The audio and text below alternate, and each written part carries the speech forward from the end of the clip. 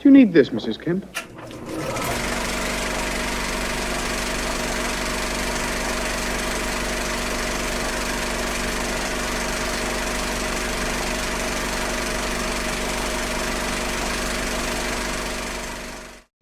How cool is Michael Caine?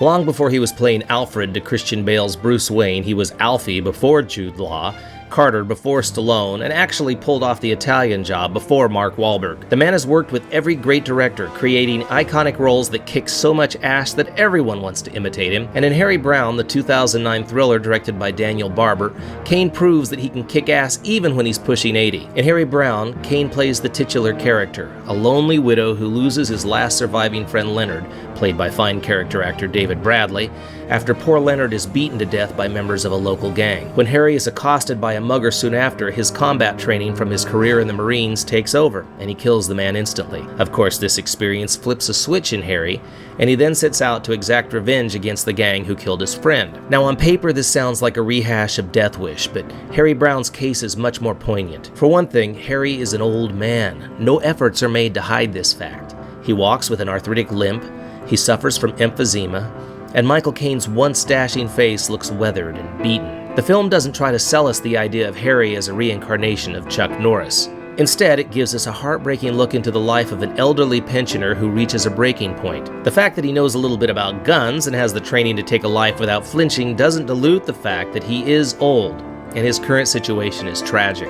Of course, by emphasizing the more dramatic elements of Harry's life, the film runs the risk of boring its target audience. But the film is anything but boring. Daniel Barber's direction is assured, and many of the visuals are striking. And Michael Caine's brilliant performance fuels this film's engine. We feel we are part of this world.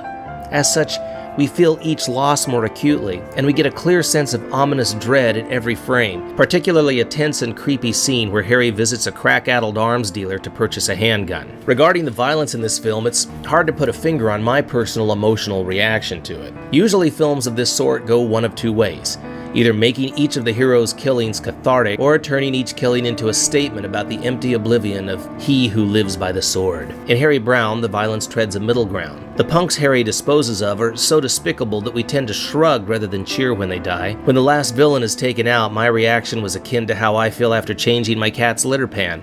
At least all the shit is out of the house. The overall theme of Harry Brown felt staunchly conservative to me, but I had no problem with that. The film's final shot seemed to say that we have a right to feel safe on our streets, and anyone who threatens that safety needs to be removed. No conflict management, no lengthy trial, just pick them up like garbage and throw them away. I am no advocate of violence, but in Harry Brown's case, it does take violence to remove violence. If you have a problem with that message, you may want to rent the Care Bears movie. To everyone else, Mad Matt says check it out. All right, we've seen what you can do with a boy. How are you when they come a little bigger?